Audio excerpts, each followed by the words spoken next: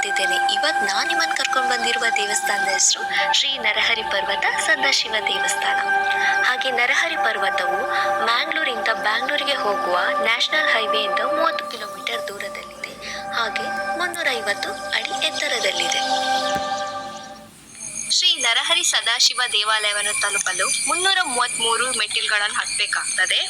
333 ಮೆಟ್ಟಿಲುಗಳಲ್ಲದೆ ಅಲ್ಲಿ ದೇವಾಲಯದ ಎಡಭಾಗದಲ್ಲಿ ಪಾಂಡವರಲ್ಲಿ ಭೀಮನ ಪಾದದ ಒಂದು ಗುರುತು ಇದೆ. ಹಾಗೆ ಋಷಿವನ ಅಂದ್ರೆ ಋಷಿಗಳು ತಪೋ ಧ್ಯಾನ ಮಾಡ್ತಿದ್ದ ಒಂದು ಸ್ಥಳ ಕೂಡ ಇದೆ. ಮೆಟ್ಟಿಲಿನ ಹತ್ತಿ ಮೇಲ್ಗಡೆ ಬರುವಾಗ ಹಲವಾರು ಮಂಗಗಳನ್ನು ಬೇಕಾದ್ರೆ ನೋಡ್ಬೋದು.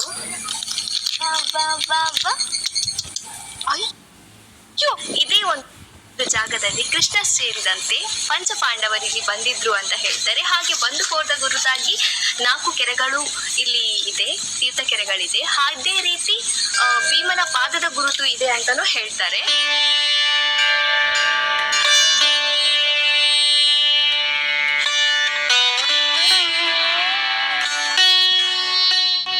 ಈ ದೇವಾಲಯದಲ್ಲಿ 4 ತೀರ್ಥ ಬಾವಿಗಳು, ನಾಗದೇವರು, ಮಹಾಗಣಪತಿ ಹಾಗೆ ಶಿವನ ಮೂರ್ತಿ ಇದೆ ಅಂತ ಹೇಳಬಹುದು. ಕುರುಕ್ಷೇತ್ರ ಯುದ್ಧದ ಬಳಿಕ ಪಾಂಡವರು ಹಾಗೆ ಕೃಷ್ಣನೊಂದಿಗೆ ಹಲವಾರು ದಕ್ಷಿಣ ಭಾರತದ ಕ್ಷೇತ್ರಗಳಿಗೆ ಪಾಪ ವಿಮೋಚನೆಗಾಗಿ ಬರ್ತಾರಂತೆ. ಆ ಪಾಪ ವಿಮೋಚನೆಗೆ ಬಂದ ಸಮಯದಲ್ಲಿ ಈ ಪ್ರದೇಶಕ್ಕೂ ಒಂದು ಭೇಟಿ ನೀಡಿದರೆನ್ನೋದು ಒಂದು ಕಥೆ ಇದೆ. ಹಾಗೆ ಬಂದವರು ಕುರುಹುಗಳನ್ನು ಕೆಲವು ಬಿಟ್ಟು ಹೋಗಿದ್ದಾರೆ ಅಂತ ಹೇಳ್ತಾರೆ. ನೈಸರ್ಗಿಕವಾಗಿ ನಿರ್ಮಿತವಾದ ಶಂಖ, ಚಕ್ರ, ಗದ, ಪದ್ಮಗಳೆಂಬ 4 ತೀರ್ಥ ಕೆರೆಗಳು ಇಲ್ಲಿ ಪ್ರಸಿದ್ಧಗೊಂಡಿವೆ. ನೀವು ಬೇಕಾದ್ರೆ ನೋಡ್ಬೋದು. ಹಾಗೆ ಇದು ಕೆಲವು ಅದರದ್ದೇ ಆದ ಆಕಾರದಲ್ಲಿದೆ ಅಂತಲೂ ಹೇಳ್ತಾರೆ. ಆಟಿ ಅಮಾವಾಸ್ಯೆ ಟೈಮಲ್ಲಿ ಭಕ್ತರೆಲ್ಲ ಇಲ್ಲಿ ಬಂದು ಸ್ನಾನ ಮಾಡಿ ತೀರ್ಥ ಪ್ರಸಾದವನ್ನು ತೆಗೆದು ಹೋಗ್ತಾರಂತಲೂ ಹೇಳ್ತಾರೆ. ಈ ಒಂದು ತೀರ್ಥ ಕೆರೆಯಲ್ಲಿ ಸ್ನಾನ ಮಾಡಿದ್ರೆ ಅವರ ಪಾಪ ವಿಮೋಚನೆಗಳಾಗಿ ಯಾವುದೇ ಒಂದು ಕಷ್ಟಗಳಾಗ್ಲಿ ಎಲ್ಲ ನಿವಾರಣೆ ಆಗ್ತದೆ ಅಂತ ಹೇಳಿ ಹೇಳ್ತಾರೆ.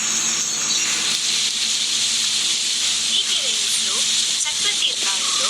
ಹಾಗೆ ಇದು ಯಾವುದೇ ಕಾಲದಲ್ಲಿ ಬತ್ತಿ ಹೋಗುವುದಿಲ್ಲ ಅಂತಲೂ ಹೇಳ್ತಾರೆ. ವರ್ಷದ 365 ದಿನ ಕೂಡ ಈ ಕೆರೆಯಲ್ಲಿ ನೀರಿರುತ್ತದೆ.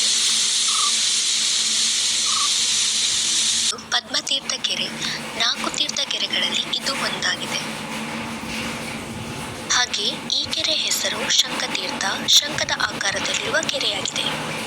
ಈ ಪ್ರದೇಶದಲ್ಲಿ 3 ಕೆರೆಯನ್ನು ನಾವು ನೋಡಬಹುದು. ಶಂಖತೀರ್ಥ, ಹಾಗೆ ಪದ್ಮತೀರ್ಥ, ಹಾಗೆ ಚಕ್ರತೀರ್ಥ. ಈ 3 ಕೆರೆಗಳನ್ನು ನೋಡಬಹುದು. ಹಾಗೆ ದೇವಾಲಯದ ಆ ಕಡೆ ಇನ್ನೊಂದು ಕೆರೆ ಇದೆ. ನೀವೇ ನೋಡ್ತಿರುವ ದೇವರ ನೈವೇದ್ಯ, ಅಭಿಷೇಕ ಹಾಗೆ ಕುಡಿಯಲು ಬಳಸ್ತಾರೆ. ಹಾಗೆ ನೀವು ಆಗ ನೋಡಿದ ಶಂಖತೀರ್ಥ, ಹಾಗೆ ಇನ್ನೆರಡು ಚಕ್ರತೀರ್ಥ ಮತ್ತೆ ಪದ್ಮತೀರ್ಥ, ಈ 3 ತೀರ್ಥಗಳನ್ನು ಭಕ್ತಾದಿಗಳು ಸ್ನಾನಕ್ಕೆ ಉಪಯೋಗಿಸ್ತಾರೆ. ಇಲ್ಲಿನ ಮಂಗಗಳಂತೂ ತುಂಬಾ ಬ್ರಿಲಿಯಂಟ್ ಆಗಿದೆ. ನಿಮ್ಮ ಕೈಯಲ್ಲಿ ಎಲ್ಲಿ ಆರೆಂಜ್ ಕಲರ್ ಇದ್ದು ಪ್ಲಾಸ್ಟಿಕ್ ಬ್ಯಾಗ್ ಕಾಣ್ತದ ಟಪಕ್ ಅಂತ ಹೇಳಿ ತಕೊಂಡು ಹೋಗ್ತದೆ. ಬಿಕಾಸ್ ನನ್ನಲ್ಲೂ ಇತ್ತು, ಹಾಗೆ ನನ್ನನ್ನು ಫಾಲೋ ಮಾಡ್ತಿದ್ದೆ ಅವಾಗದಿಂದ ಬಂತು ನೋಡಿ. ಜಾಗವನ್ನು ನೋಡ್ಬೋದಂತ ಹೇಳಿದ್ದು. ಈಗ ನೋಡ್ಲಿಕ್ಕೆ ಹೋಗ್ತಾ ಇದ್ದೇವೆ.